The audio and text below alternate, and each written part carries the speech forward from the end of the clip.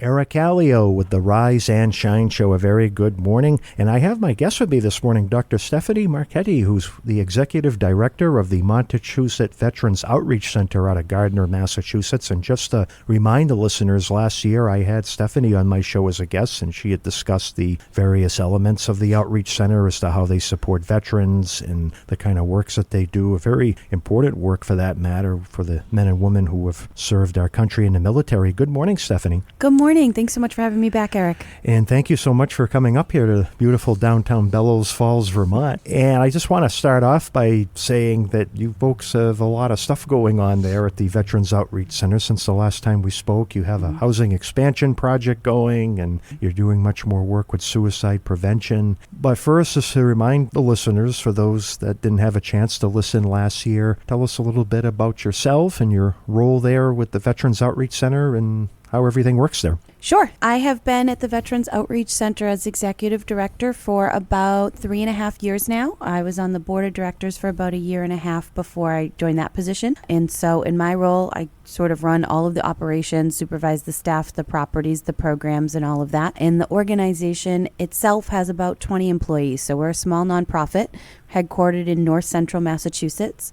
We have housing, support services, food and clothing, pantry, medical transportation, financial assistance grant, reintegration activities, always lots of stuff going on. But our main goal is just to help veterans with wherever they're at and with whatever they need. The large majority of what we focus on, though, is homeless and high-risk veterans in recovery from substance use disorders. That's wonderful, Stephanie. And certainly I'm thinking with the veterans that the substance abuse is one of many major factors that affect the veterans nowadays, because some of them were in combat, or Yes. maybe some weren't, but especially the ones that had that post-traumatic stress disorder or PTSD. It must really affect them socially and mentally and physically, and they need outreach for someone to give them a helping hand. Yes, absolutely. What we usually find is that the substance use disorder is a symptom of the PTSD, right? They kind of go hand in hand. And so one of the ways we support that is, first and foremost, completely free mental health counseling, no insurance needed. We have a licensed mental health counselor, we have a pastoral counselor, and we have 2 substance use disorder counselors. And we actually have a peer counselor starting in a couple weeks. So there's somebody to meet you with whatever end of that you need. But the other way we help support it is just creating a safe, comfortable environment. So with the PTSD and substance use disorders comes a natural want to sort of isolate. We try to correct that by just making a welcoming, safe place for them to even just come hang out, softly reintegrate back into the fun stuff in life. It may be a big deal for them, as that could be the highlight of their day, going to the office there at the Veterans Outreach Center to talk with other veterans or just connect with the staff to say, hi, how you doing? Or maybe share what's going on in their lives in that particular day. Yeah, absolutely. It's even as simple as, when you walk into our day room, we've just got like an open puzzle set up, and you can come and while you're waiting for your appointment, put a couple pieces of the puzzle together. We have an old Nintendo Wii, so they can play some tennis, some bowling, something like that, easy. And they're just still kind of in the comfort of a home away from home environment, which is really helpful, I think. And that's what they need sometimes, is that home away from home stimulation versus sitting in the 4 walls of their apartment or their home with not any stimulation. And I think it's important also for the veterans, they can continue to use their minds in a positive way, because all the things that you mentioned, Stephanie, where they could do a puzzle or play a video game, rechannels those energies to something good. Absolutely. I always tell them, and really this, I think, matters for anybody, if your world is as big as the 500 or 600 square feet that you live in, all of the problems in that world feel really, really huge. The more square feet you can add to that world, kind of lightens it up. So giving them more spaces to be sort of helps lighten the load a little bit, which I think is really nice. Stephanie, I want to take a moment here just to discuss your background. We're working with the veterans. You and I went to the same alma mater, Fitchburg State University. We both went for communications, and here I am in radio, right? And then project managing cell towers. So I've got both ends of the spectrum, making sure the signal gets out over the air, but also working here to put our voices or music over the air, if you will. What was your journey towards getting to this position you're at now working with the veterans? Sure. It's been a unique path for me. So my bachelor's is in communications, film, video production from Fitchburg State. My master's is in communications from Fitchburg State. And then my doctorate is actually in higher education leadership because I worked in public higher education for probably about 15 years. And I still do. I'm a part-time professor at a university in Worcester. And what I found at my most recent college I worked at was I worked a lot with veteran students and helping them navigate their benefits, helping them find safe places on campus, tutoring, testing environments, things like that. Because of that work, I was invited to be on the board of directors at MVOC. And so that when a position opened up there, it was kind of a natural step in for me. But the way it connects to my communications degree is that I am out in the community constantly working with folks, organizing events. I am also in charge of managing our entire website, managing all of our social media, doing all of our grant writing and reporting. And so I think the communications background really touches a little bit in everything that we do because everything that we're trying to do is connect with people. And that's sort of what we studied in theory.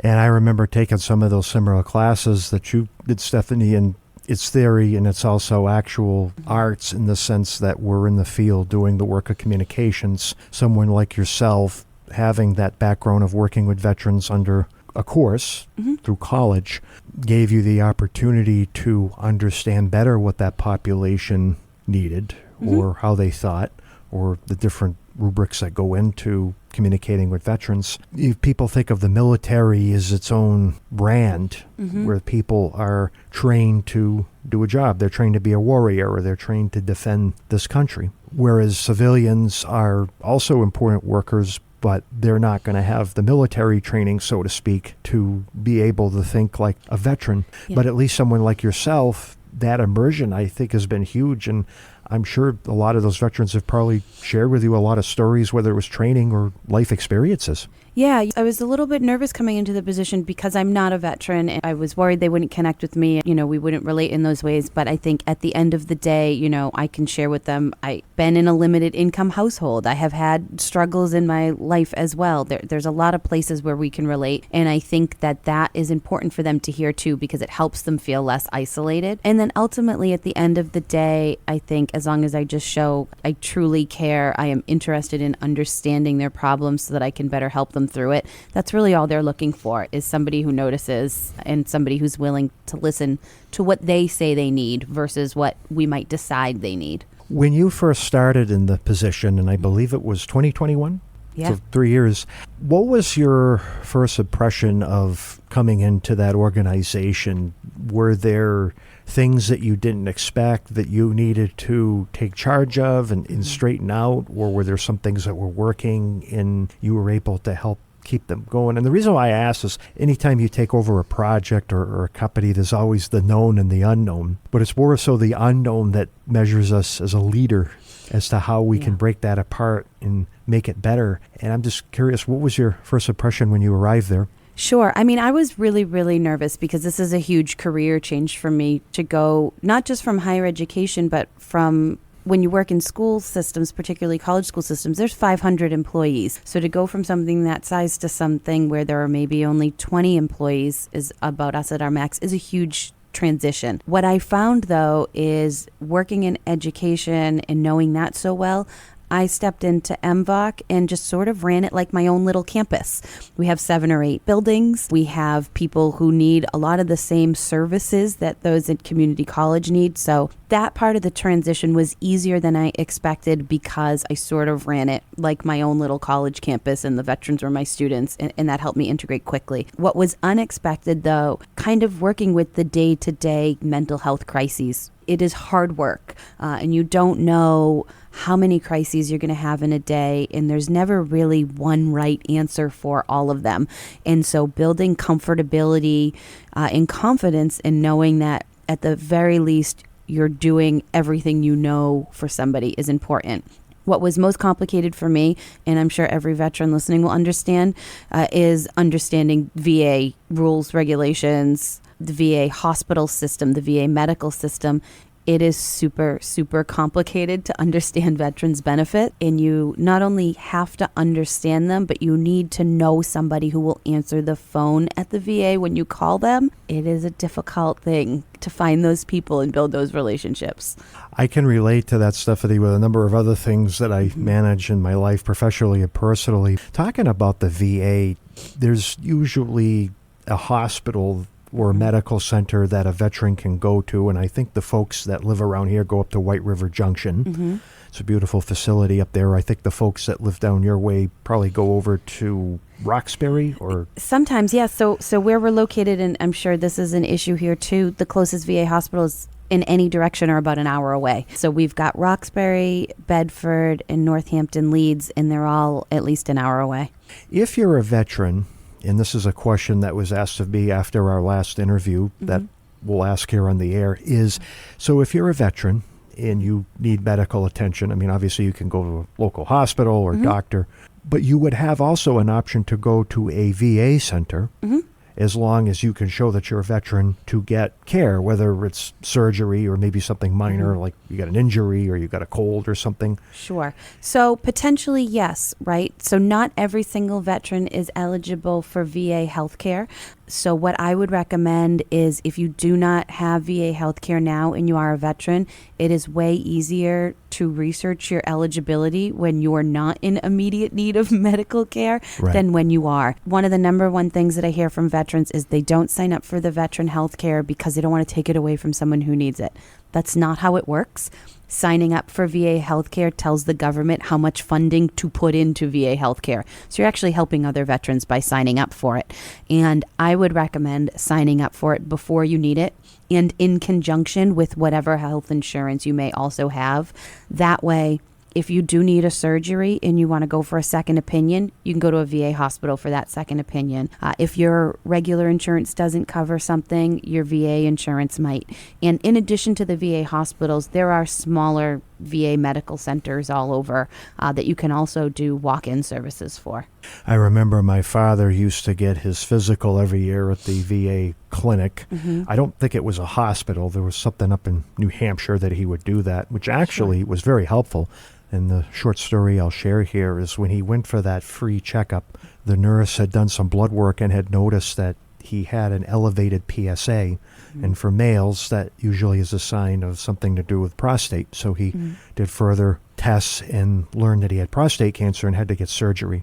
But it was fortunate that the nurse at the VA had done that extra work to look at the PSA in his blood work to find that cancer, because his regular primary care physician had overlooked it. And he had a very aggressive kind of cancer, so if they hadn't caught it then, he may have passed away a lot sooner than he did. But I mean, kudos to the Veterans Administration hospitals for taking the time to work for the veterans.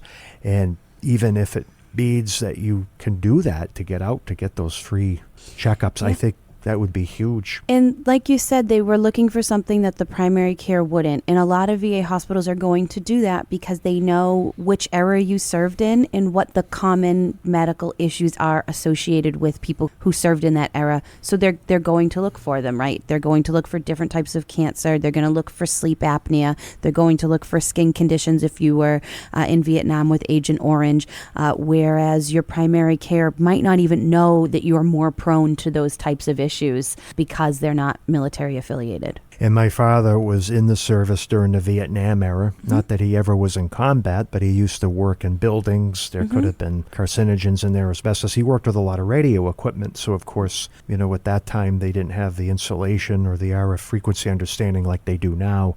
Having that ability as a veteran to go to a VA hospital, I think, is huge. And I've had a lot of friends and family members who used to do that and would actually continue to utilize their care even for major stuff like surgery. I think it's important to investigate if you're eligible for a service connection in addition to your VA healthcare.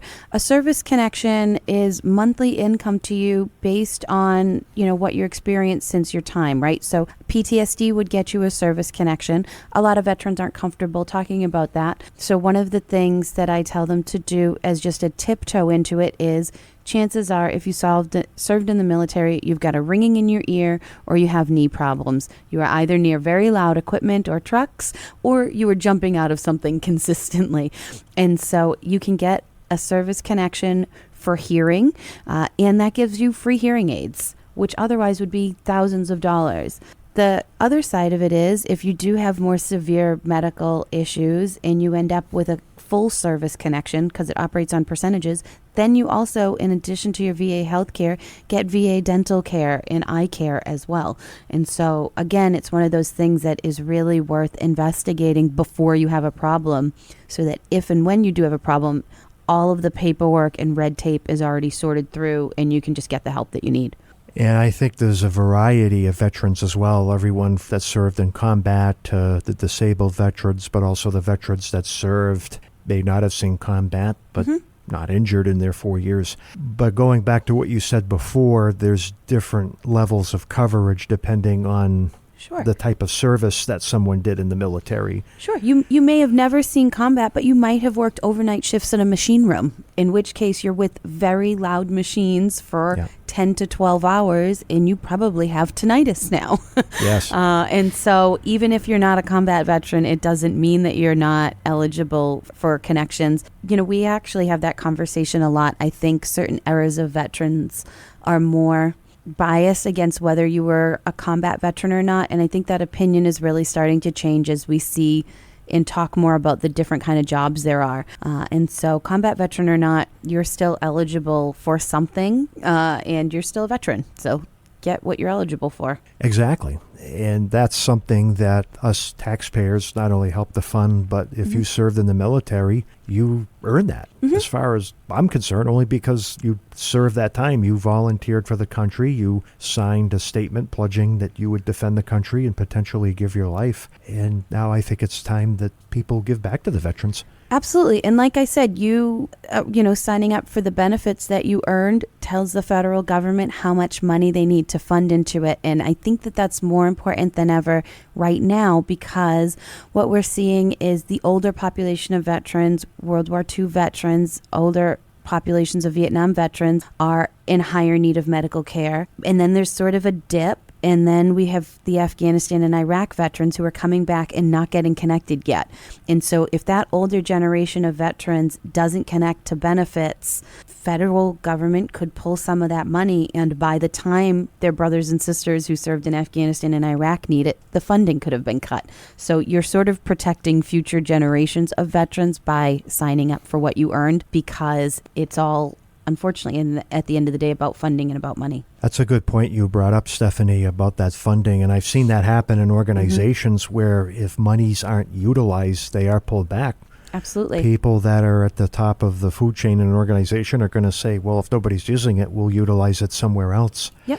So I think the more that an organization like yourself can get the word out, or even common people like us that maybe we heard this on the radio show this morning, to share with someone and say, did you look at this particular benefit? Because it could be something that you could utilize. Absolutely. And it gets even smaller than that, too. So, we just finished the end of our fiscal year at MVOC. Our fiscal year ends June 30th. So the month of June, I look at all our contracts. I see how much money we have left, and I'm spending it down to the dime, because if I don't, the state's going to give me that much less money next year. So in the month of June, everybody gets MVOC T-shirts. The food pantry gets restocked with shelf staple items. We buy toilet paper for the year for all of our properties, right? We're spending it down. So even if you've got a nonprofit in your area and you think, I don't know, I really don't want to take what that small nonprofit has because somebody else might need it more.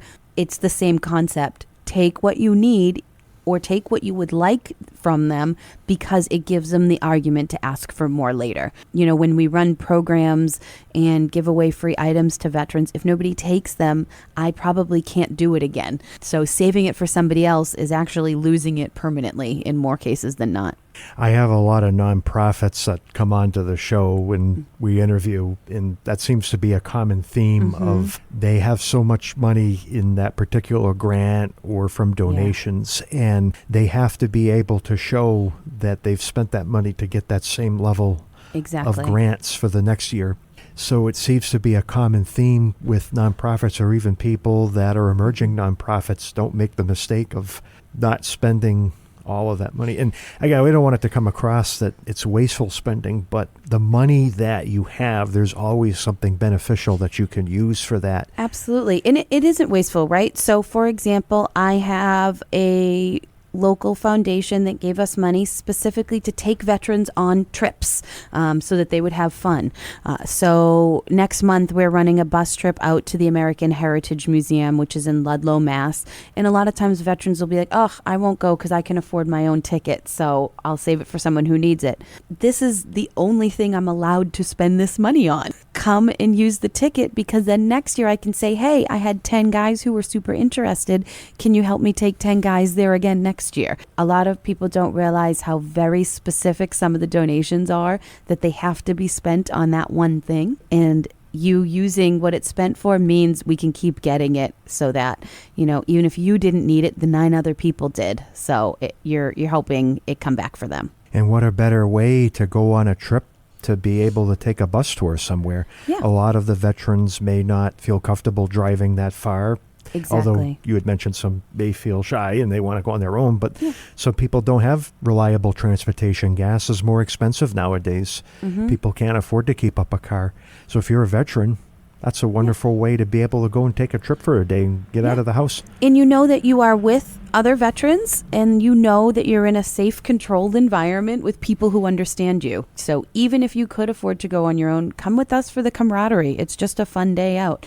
We do that with fishing trips. We do boat trips. We have fly fishing classes, cooking classes, and it's the same concept for all of them. You know that it is a safe, controlled environment because it's with us.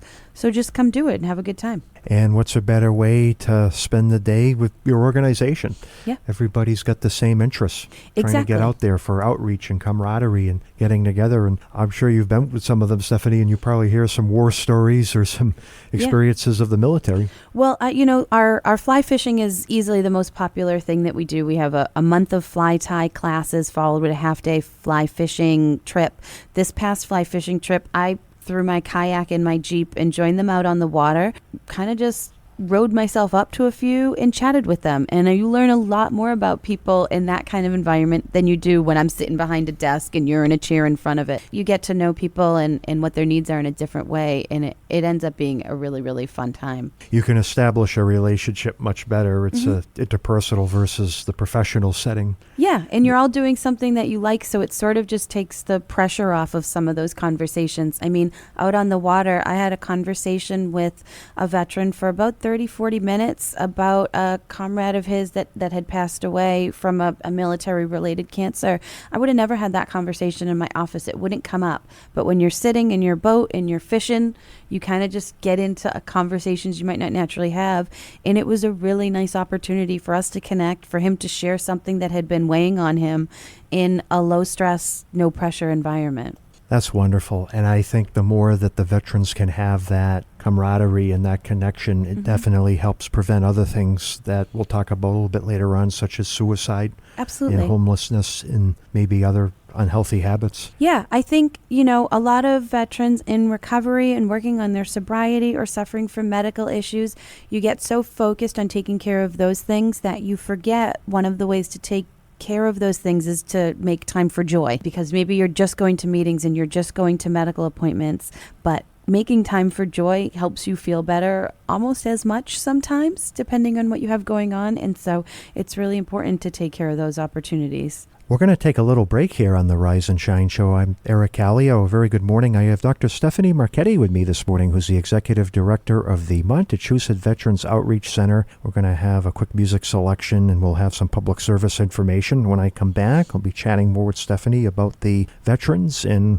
how she works with them in terms of the outreach. So stay tuned. Eric Kallio back with the Rise and Shine Show. A very good morning. I have my guest back would be Dr. Stephanie Marchetti. We were talking about the Montechusett Veterans Outreach Center, which is in Gardner, Massachusetts, and your office down there services the veterans in the north central part of the state. They may even cover some of the southwest New Hampshire area where we have some listeners, depending on how far folks can travel. You were mentioning a good thing during the break that I think is exciting, especially for someone like myself that grills, but I don't cook that much. I leave that to my wife. It's Fair. better that I leave it to her, but I enjoy grilling, and she likes it that I grill. But you were talking about a food pantry that your organization is connected with that actually got some media attention. Yeah, so MVOC's food pantry, gosh, it's probably been around for over 10 years. It has previously just been in the basement of our headquarters, and it is a space that we just made work to fill a need. But about a year ago, we were contacted by a TV show, George to the Rescue, which is on NBC, so nationally broadcasted, and they wanted to come in and do a quote-unquote rescue of our pantry, which is a totally in-kind donated rescue of the entire space. It turns out one of the producers of the show has a brother that works for the VA in Massachusetts.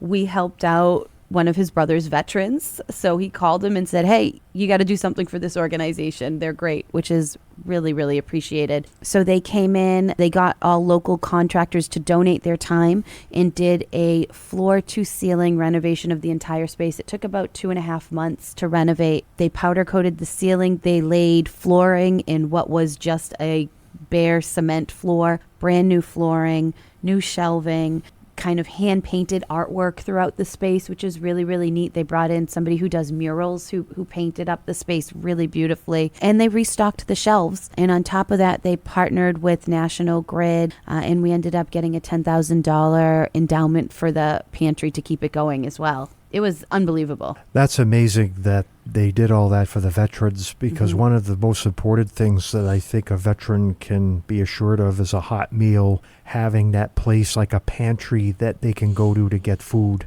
We talked a lot with the George to the Rescue team about how their project was adding dignity to the shopping experience in our pantry. So our pantry, like I said, was previously in a basement, cement floors, dimly lit. It kind of looked like you're hiding this thing in a basement. It wasn't that. It was just that that's the only place we had for it. It just wasn't an environment that made you feel proud that you had to go there. A food pantry isn't ever anybody's first choice for grocery shopping. And so with the renovation, one of the things that they did in addition to restocking the shelves was beautification of the space, right? It is bright. They added a ton of lighting. They added fresh coats of paint. They put in the new floor. So now when you go in, it feels like a grocery store, right? You've got a lot more dignity and pride in the space. They even donated little shopping carts so that people could go around and have that shopping experience in there. It makes a world of difference. So I was just putting together our annual report, and I noticed that last year we had 450 more visits to the food pantry than the year before. And that's with it being closed for 2.5 months for renovations.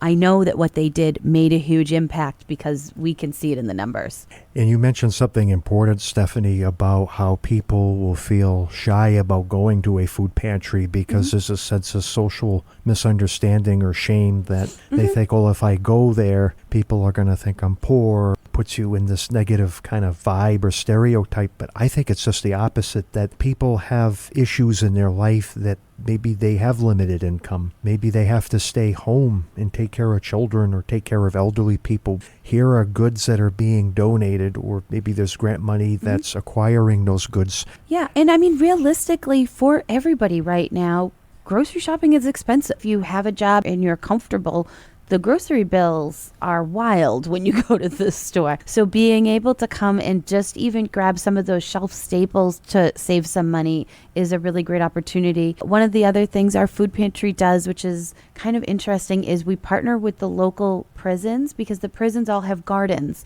Prisoners have these beautiful vegetable gardens, and they donate fresh fruits and vegetables to us like by the bucket. And so we have to give that food out. Our food pantry doesn't ask for your income. It doesn't matter.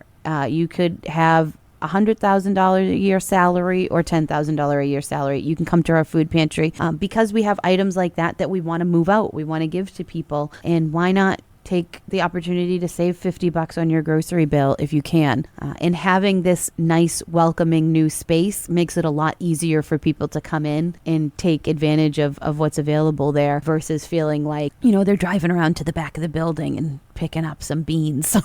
It's not as friendly that way.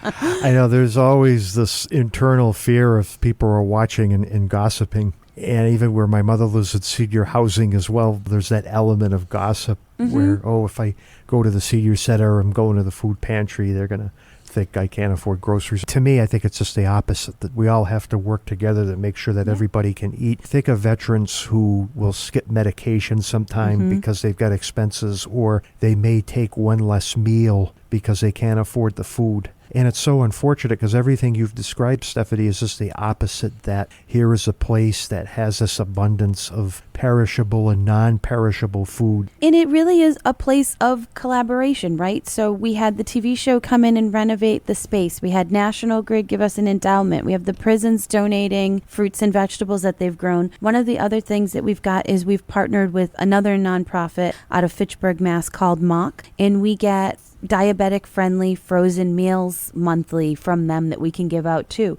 So if you're an older veteran or you've got a physical disability and can't cook, come in and just grab a couple frozen meals, reheat them in the microwave, and then you don't have to cook for a night. No shame in that. You just didn't order takeout that night. And they're really good meals. So there's a lot of not just opportunities for folks to come in and use the pantry, but it is a really kind of beautiful thing how we all work together on it as a community. You're sort of more a part of something than taking from something when you come into the pantry. And the source of those donations, I'm thinking, are grant money that you're able to acquire the foods, but also people bringing foods as well, such as you mentioned, the vegetables coming from the prison.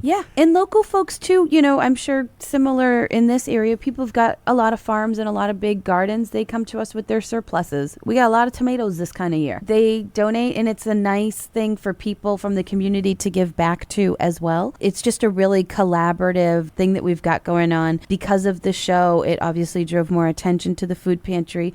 We got a grant from one of our UMass hospitals that allows us to buy those frozen meals. And we have to spend that money on those frozen meals. So you might as well come take them, because that's the only thing we can spend that money on, right? So that's why we don't have income requirements, because it is more of that grant money. And like we talked about before, it has to be spent on this one thing. The only qualification is, are you a veteran or spouse of a veteran? That's fine too. I'm very curious about this pantry. And again, I think it's wonderful that this funding came in to fix it up. You even actually had the chance to get it on television. It's huge. So if you go to our website, which is veterans-outreach.org, and click on the food pantry section, I've linked to the TV episode. So if folks are interested, they can go watch it. And what the TV episode did, I think, really beautifully was highlight the stories of our veterans, the need to support them. They really highlighted the origins of the organization. They did a beautiful job telling the story of who we are through a pantry renovation. The other thing that I like about our episode, and really every episode of the show, is you can see how willing the community is to give back to people who deserve it. A lot of the feedback that I got from our vets was, it was just unbelievable to see how much time and goods people were willing to give to them, even if they didn't necessarily feel like they needed it.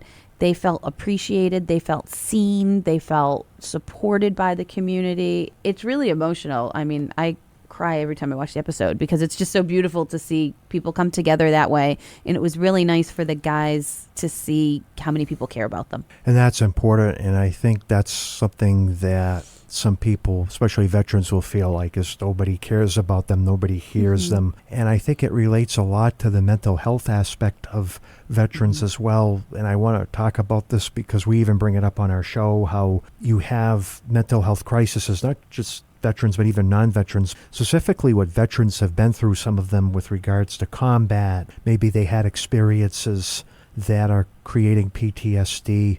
And one of the first things I want to mention, which is 988, which is the mental health hotline, that even applies for veterans as well, that if they need to talk to somebody, that is a lifeline for them where they could pick up the phone, cell phone, and it's a free call, and they can talk to someone.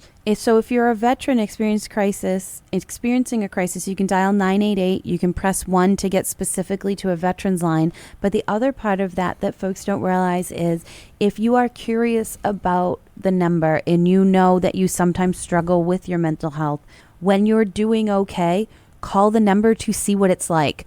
You can call 988 and press 1 as a veteran and say, I'm not in crisis at the moment, but sometimes I am. And so I'm just calling to see what this is like now. And they'll talk you through it. And I think that's a really powerful thing to do. Sometimes our counselors will sit with veterans and say, let's just call the number now so you know what to expect. Because the last thing that you want when you're in crisis is to do this unfamiliar, scary thing that adds to it. And so if you do the unfamiliar thing, call the number.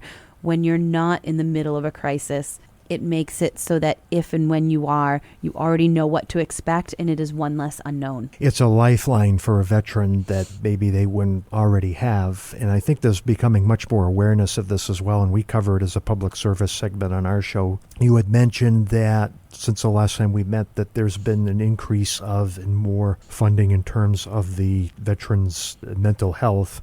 I think you had another name for it. I was wondering if you could share a little bit more about how that program has evolved. So we have, and it's a mouthful, the Staff Sergeant Parker Gordon Fox Suicide Prevention Grant Program. We call it SSG. So the SSG grant is a federal grant. It's about to begin its third year of operation. We are just wrapping up our first year with it, but it is a federally funded grant awarded to 83 veteran serving nonprofit throughout the country. So we're one of 83 organizations that has it, and it allows us to provide direct suicide prevention services to veterans. There are a lot of things that the grant does that I think are really cool and really new for the VA to accept are needed.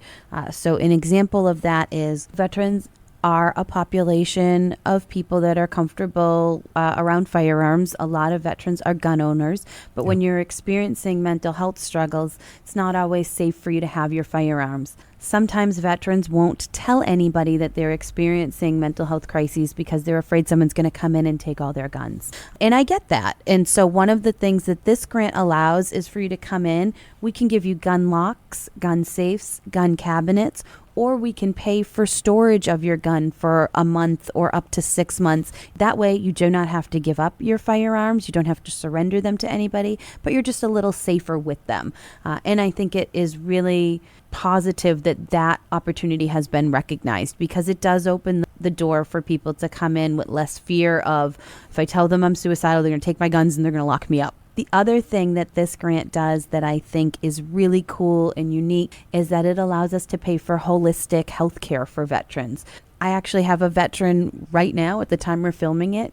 He's at a horse farm doing horse therapy. So the grant pays for equine therapy. It pays for yoga classes.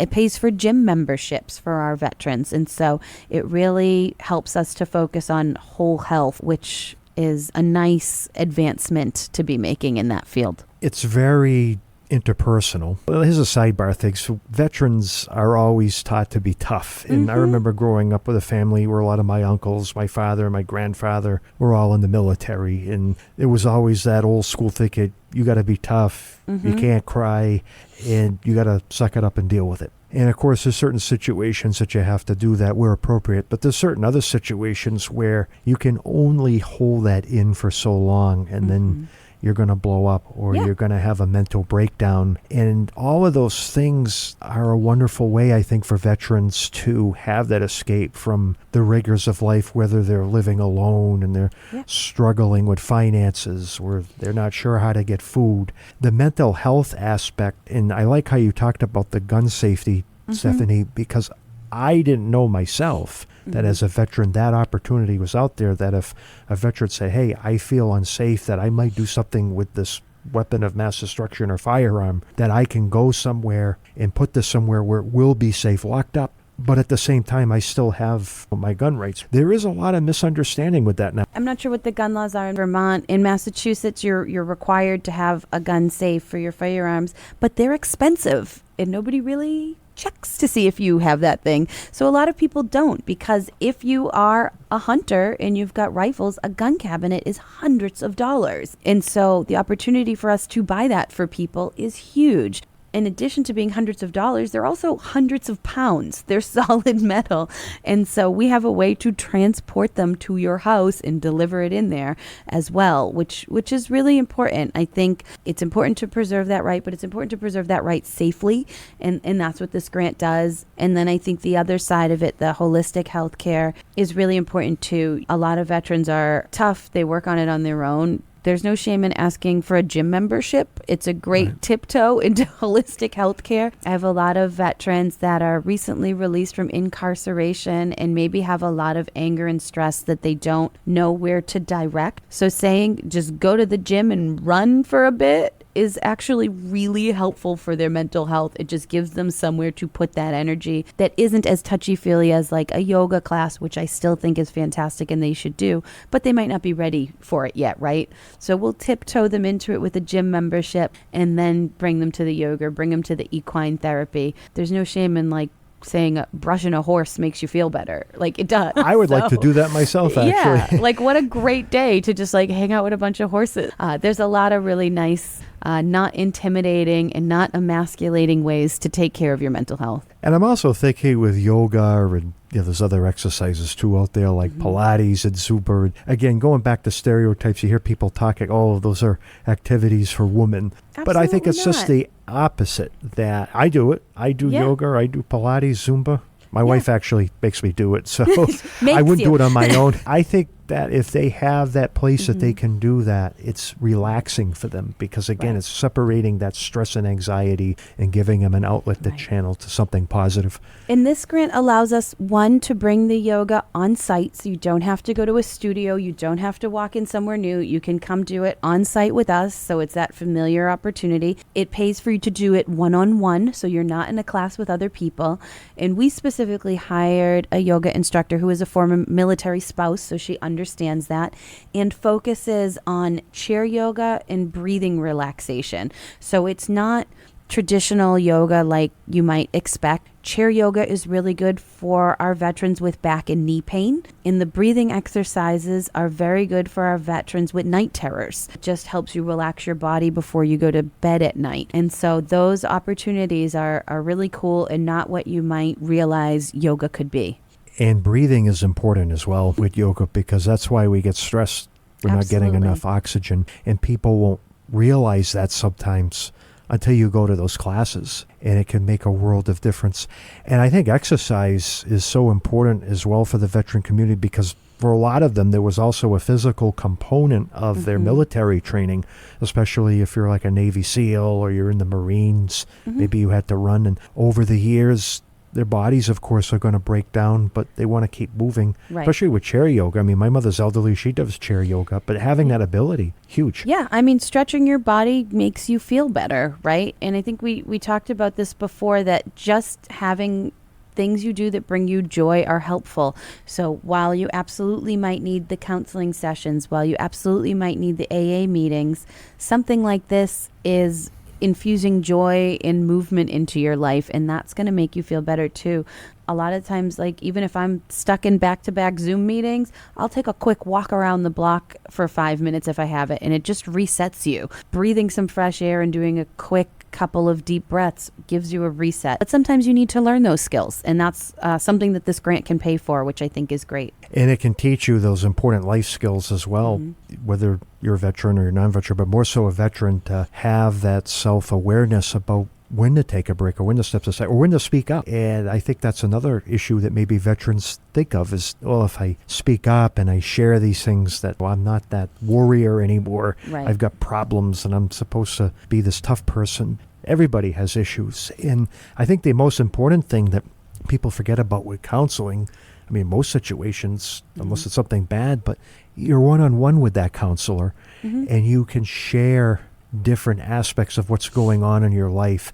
And I think it's important to note that it's not up to the counselor or therapist to solve your problem, but they can give you ways in which to think about something in a different way. I think one of the other things to sort of highlight about this grant too is it is federally funded VA grant. but it is all at nonprofits, and there's likely one out in this area as well. And the benefit of that is if you do not want to connect with the VA, which a lot of veterans don't because they don't have good experiences, you don't have to. We might report some information to the VA, but we will never give them your name. So even though it's a federally funded grant, every veteran that enrolls in the program is assigned a unique ID number. So we never give your name or your contact information to the VA. So if that's something that's deterring you, this sort of breaks down that barrier too. It's a really thoughtful grant program. They really tried to think through what are a veteran's barriers. We might be the barrier, so here's how we eliminate it. And I think that that's a really nice thing that they've noticed. And that's part of how the veterans need to have that outreach, is not thinking there's going to be a barrier or that their name's going to go all online or in the newspaper that they've got something going on, but they can actually reach out one-on-one to say, here's what's going on with me. Can you help me? Yeah. And a lot of the times, too, because they've been in the military, they have a fear that the VA is tracking what they're doing. And it's not an unfounded fear, but in this grant, they can't. So you do get to keep your anonymity. Only those of us at the organization know you're in it. And honestly, not even everybody that works at MVOC knows who's enrolled in the program at our organization.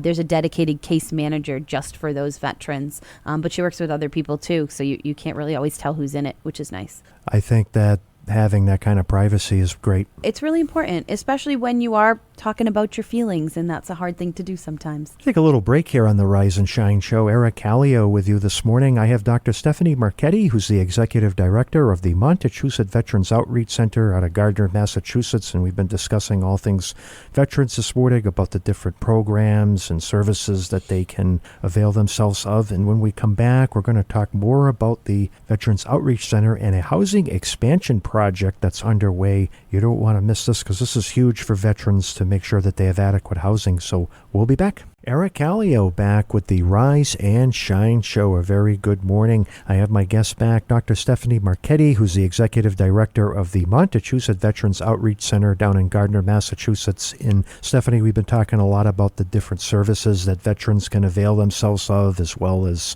different benefits. One important thing that I want to talk about, when you were my guest last year, this was just coming into fruition, but now it's certainly a lot more popular, and for that matter, it's had a lot of progress, is the housing expansion project that's taking place in a town called Winchendon, Massachusetts. It's in north central Massachusetts. It's down Route 12, about a half hour south of the Keene, New Hampshire area, where we have some listeners. And I want to start off by saying that there is a housing crisis in this area. Mm-hmm. So I think having the ability to construct housing for veterans is huge. You hear about homeless veterans, and you hear about the fact that they don't have safe housing. This is actually going to give them the opportunity to get into some really great housing. Yeah, so just for reference, we have some housing already, so that's why this is an expansion project. Yeah. So what we have for housing already isn't enough, right? There is a housing crisis. All of our housing is full.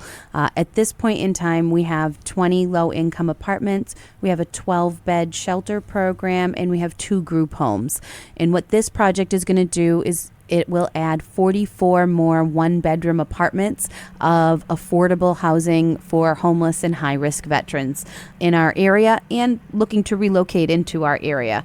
So the project is a redevelopment of 2 former elementary schools into one combined housing complex. It's really exciting.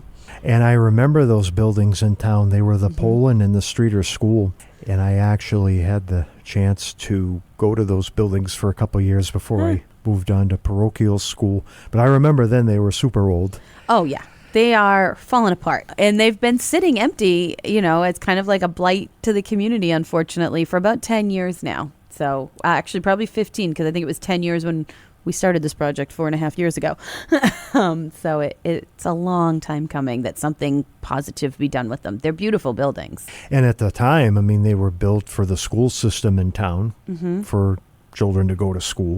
And then, of course, Winchendon built their middle and high school, so then they didn't need those buildings anymore. But just going through those buildings now, you're taking it from a school to housing. You have brick buildings that were beautifully built in an era where, especially the Streeter School, that was part of the Workmen's Progress Administration. If anybody remembers history, Franklin Delano Roosevelt had a lot of projects to help infrastructure, and building a school was one of them. So now you have a really good structural building that you can utilize for housing. You just have to make some improvements. Yeah, it's fascinating, actually. When we were going through the process to purchase the building, which the town sold to us for $1, so I use the term purchase lightly. It was basically donated. When we were transferring deeds, it was really difficult to find because the buildings are so old. The deeds are actually pencil and paper documents that were just like almost illegible at this point in time. It was a really fascinating process. But because they are really solid brick buildings, the exteriors of them have held up wonderfully over the years. And it almost breaks down to each classroom will become 2 apartments, and then the connector will house another 15 or so apartments. It's really neat, and it's nice to be able to use them so they don't get torn down. The other factor of that as well, now that you're coming up with this project there to have housing, that this is going to be something that not only veterans can avail themselves to, but it's a safe neighborhood. So what is really nice about this neighborhood is these buildings are directly across from the senior center in Winchendon and directly adjacent to a veterans dedicated park.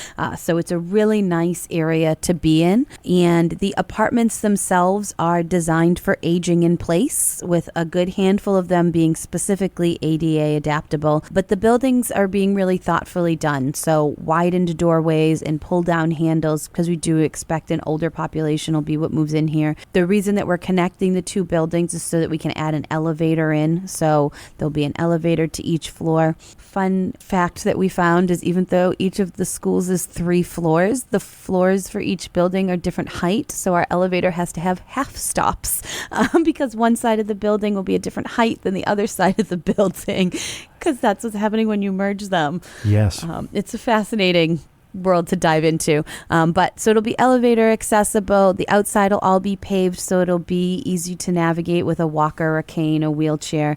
And there will also be staff offices and actually a clinic on the first floor too. Rosestone Bank is sponsoring the clinic on site, which can be used for either PT or OT. We also do on-site vaccine clinics for flu and COVID annually. And it'll be a space where mental health counselors can meet with clients on site too. So we're really trying to pack as much into it as we can and make it a great resource, not just for the veterans who live there, but for anybody that can get transportation to the building.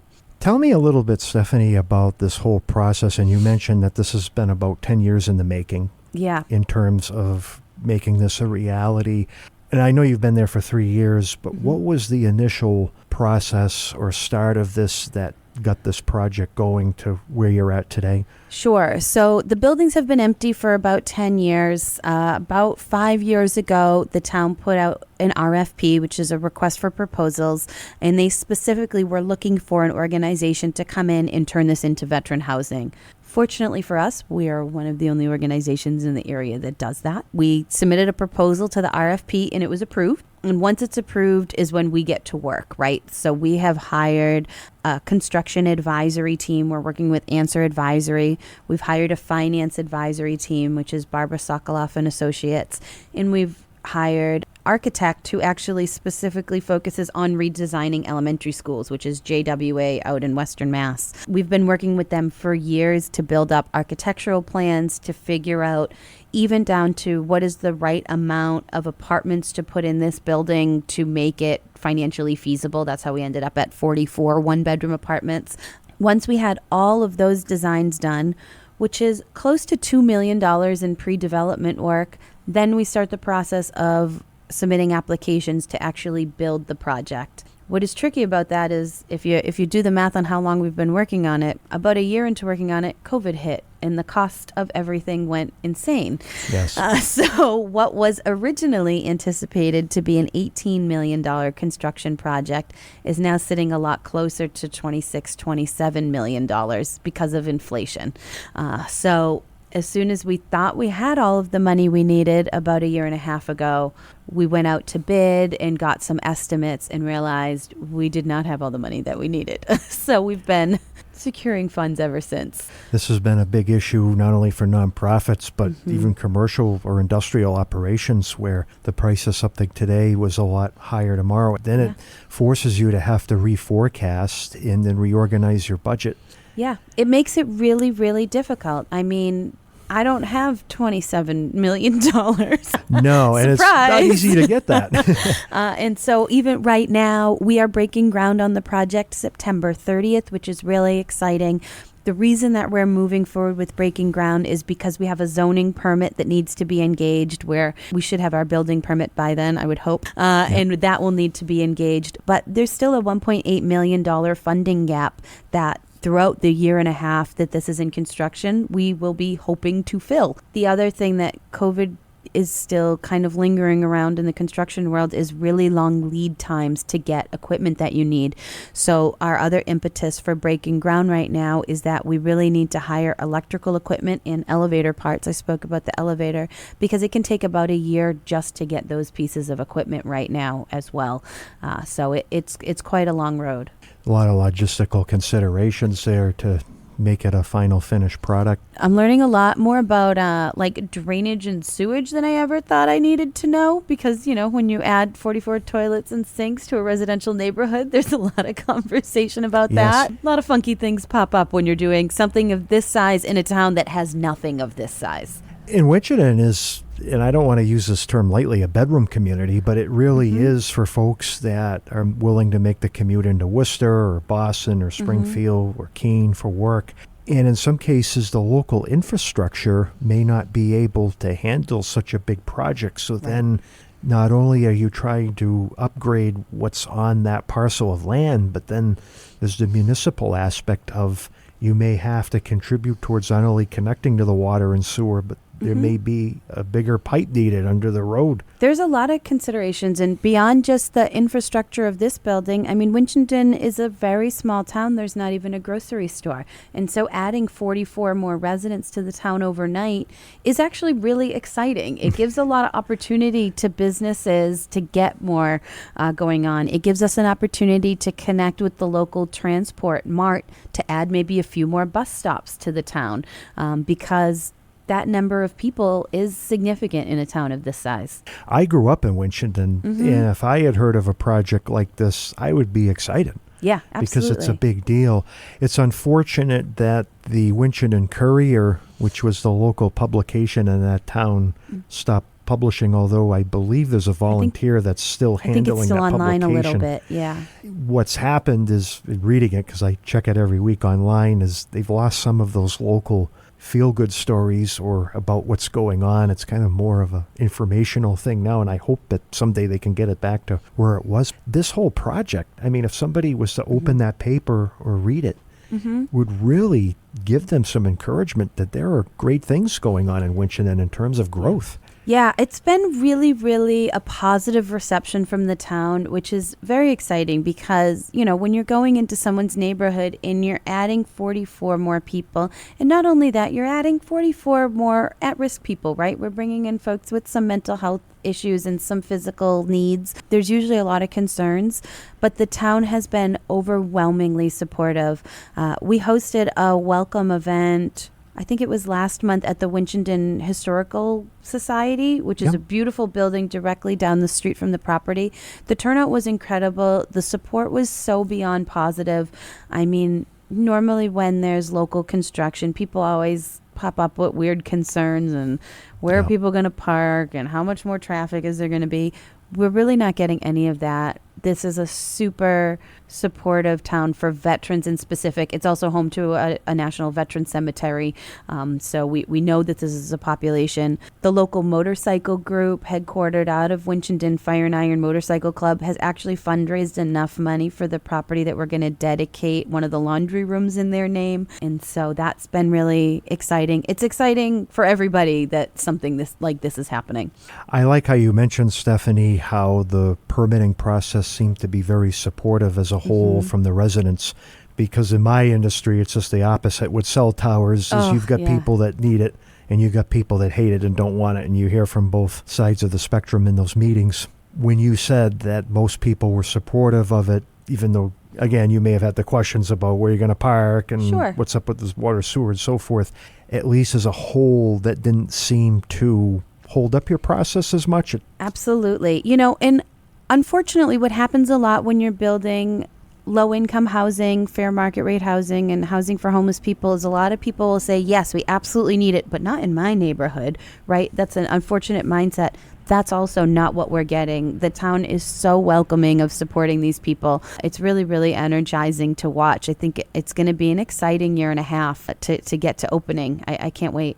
So that would take us to 2026. Yes, I'm hoping maybe February, March 2026 is when the project will open. At this point, we're not even allowed to start like a wait list or anything. There's a lot of rules, as you can imagine, when somebody gives you tens of millions of dollars. Right. And there's a lot of milestones you have to reach before you can unlock the door to do something else. So I'm hopeful in about a year into construction, we'll be able to start building a wait list. What we do know, though, is there is a significant housing crisis. MVOC as an organization is part of a bi-weekly meeting with VA employees where we go over which veterans are homeless in the area and who has a housing voucher, which helps them pay rent but can't find anywhere to live. There are over 60 veterans sitting on that housing need list right now. And so I think it'll be an amazing day when we get to go into that meeting and say, give me 75% of your list, they're housed. That's a powerful day. Yeah, that's going to be huge. And then you know that what's been worked on for so many years will now be utilized for that purpose. Is, Stephanie, the process to apply for housing, I mean, you also mentioned there is other veterans housing in the area existing. Is that an application process that could start with your office? It is, yes. So we're really specific in our office about our housing placement because we operate as a sober organization and we operate as a supportive organization. So it's our goal that anybody who comes lives with us actually wants to utilize our services and be a part of our community. Similar to building like a 60-plus community, you're hoping to foster relationships when you fine-tune it like that, right?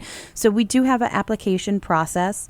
I imagine it will change a little bit as this project opens. But at this point, the application process is pretty straightforward. We're looking for just some background demographic info on you, verifying your veteran status. We're verifying your income level, and we're doing a CORI SORI check, which is a background check. That being said, if anything were to pull on somebody's CORI or SORI, it doesn't disqualify them.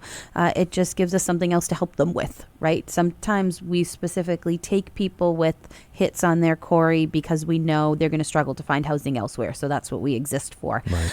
One of the unique things about us that I am hoping to see more of, and I'm starting to see more of, is that we will house all veterans regardless of their discharge status. So if you think you maybe got an other than honorable or a dishonorable discharge status, you might not be eligible for VA benefits, you're still eligible to come live with us. If you were in the Guard or Reserves, usually you're only eligible for VA benefits if you were federally activated, meaning called to duty.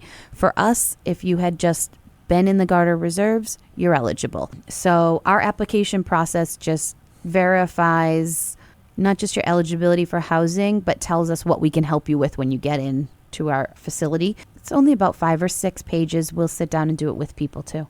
I'm assuming, and I don't know if you had brought this up yet, that the housing is also income contingent, or just like senior housing where it's like a portion of your income, say like 30%. Sure. Is the veterans housing along that same line? So some of it is, and that was really intentional as well. So we will have about 16 units with vouchers, meaning they're for folks that meet low income eligibility, and then the rest of the property will not be vouchered. It will be open to people who have their own voucher.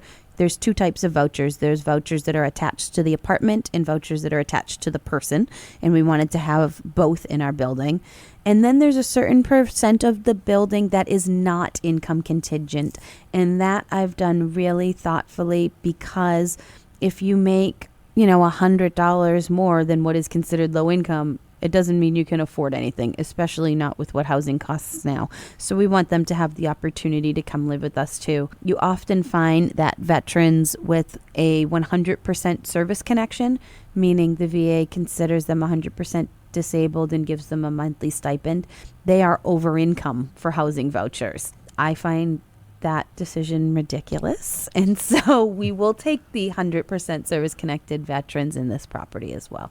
And that's the thing, is sometimes you hear about these stories where there's this unbelievable red tape. And then you have to wonder, why does it have to be so difficult for them? But it sounds like, Stephanie, you understand these little idiosyncrasies and you're able to help get past that. And we've been fortunate that the state of Massachusetts, who's providing a lot of the funding, understands that too and isn't requiring us to make it 100% low income. That they see that too is really important, and hopefully starts to drive some change. I think of this project, I've been asked to join the Governor's Advisory Council on Ending Veteran Homelessness, which is a 2-year council that's kind of gathering this type of info. What are the barriers preventing our veterans from being housed? And one of them is they make quote unquote too much money, but it's still not enough money to live given the skyrocketing costs of rent. So projects like this help take a look at that and inform our government of, maybe where some of the blind spots are. And nowadays, there's a lot of issues with costs and people getting enough food stamps and other benefits to be able to make ends meet. And until the economy improves, I think these things are going to continue.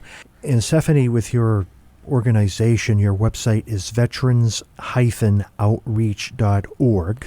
Yes, and I will add, I specifically recommend you look at it on a computer or tablet, because on your phone, the link to this housing project for some reason won't show up. I don't have a lot of money to redo our website, so that's what's happening right now. So look at it on a tablet or a phone, and veterans-outreach.org. It'll take you right to the housing expansion project. If you click that, you can see even blueprints for the building on there. You can see ways to support it. If you are so inclined, there is actually a sweatshirt fundraiser on there right now. Portion of all the proceeds benefits this project directly. There's also the option to dedicate a brick in our paver patio to a veteran loved one. So we've got an engraved brick fundraiser on there. And the other thing you'll find on our website, if you click on the food pantry link, is the TV show we were on. So if you're curious and wanting to learn more about that, you can see the whole episode on our website as well. That's great, Stephanie. Thank you for sharing that. And your office is down in Gardner, Massachusetts, off of Central Street? That's correct. And what I'll say to your listeners, because I know they're maybe about an hour away, is I ran our annual report numbers recently. Last year, we actually served veterans in 13 states and 2 countries. So if you want a phone appointment with us, even if you're not in Massachusetts, give us a call. We'll see what we can do for you. Thank you so much for being open to doing that, Stephanie, because again, the things we hear even in the Bellows Falls community is, how can veterans get help? Some people serve their country honorably, whether it was a couple years or it was 10 or 20 years. The last thing we want to see those veterans is struggling. But to have this opportunity to be able to listen to them and identify their needs, I think is huge. Or at a minimum, maybe just listen. Yeah, just give us a call, see what we can do. If we're not the right organization to help you, we will try to find one in your area. The other thing you can do is, if you go to our website, follow us on Facebook, because we'll share a lot of info about stuff regionally happening for veteran and also federal stuff happening for veterans. So if you're kind of just looking to stay informed on veterans opportunities and changes that are coming positively for veterans benefits, our Facebook page is a great place to stay abreast of that stuff. There was one thing I wanted to cover as well, Stephanie. We were talking about this during the break with the medicines and the veterans, how you have this connection to making sure that veterans can take medicine safely. And I was hoping you could share that real quick, because I find that to be another issue where some veterans who are hard of hearing or may have visual sight problems may not dose themselves correctly and can become ill through both our suicide prevention grant and our state contracts, we've got funding to do a lot of things to help you manage your medications. We know the VA, sometimes we joke, the VA gives out prescriptions like Tic Tacs, right? You've got a lot to manage and you've got a lot going on. We can provide medication safes that we'll mail to your house. We can get you medication planners, those little 7-day planners. We can also purchase for you timed medication caps. I think they're normally designed for folks with Alzheimer's so that they don't accidentally overtake their medications, but I think they're helpful for everybody. So anything you need to either secure your medications or help you track them more, we can provide that to you. And if you're out of the state, we can ship them to your house. Happy to do that. Excellent. Well, thank you for everything that you do, Stephanie, for the veterans. And again, knowing some people professionally and personally as veterans, they're definitely a group of people that sometimes get overlooked. And I think your mission's doing a great thing. And I wish all your success to the mission there with the veterans. And I want to thank you for being my guest again on the Rise and Shine show this morning. I think it's great that you took the drive up to Bellows Falls. And also thank you for your donation of the equipment to help of our station, as well as it relates to computer monitors and the furniture items. And being a nonprofit, we certainly struggle to get those things sometime. Happy that we can have this conversation and help your organization to get the word out there about your mission and what you do for the veterans. Always happy to come down. Thank you for having me again. And like I said, folks, definitely check out our website, veterans-outreach.org, and see what we can do for you or what you could do for us.